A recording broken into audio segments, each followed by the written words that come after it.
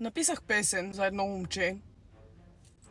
I know. Писах тази песен преди няколко месеца, така че информацията в текста не е особено достоверна. Ако искате да изкопчите детайли за живота ми, не са актуални, окей? Начинът, по който написах тази песен, щях да кажа прекалено много.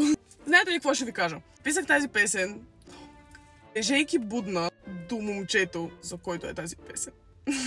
И в тази песен се пее за това колко много аз не искам да бъда с него. Колко си ни е добре, колко добре се забавляваме без да сме във връзка, понеже той много искаше да сме във връзка. Спри да бръмчиш, бе. Това момче много искаше да сме гадженца, окей? Но аз просто знаех, че ще бъде много токсик. Защото знам себе си.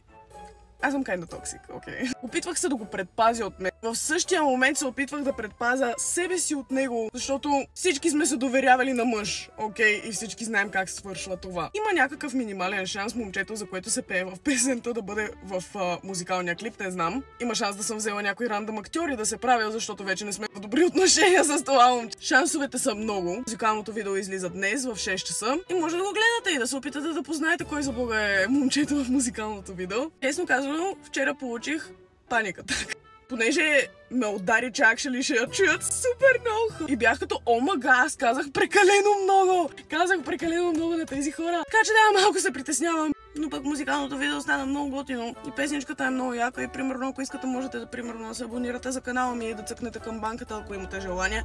Да получите известие, когато излезе песничката днес в 6 в канала Lincho Music и така. И да, 6 часа днеска. Lincho Music.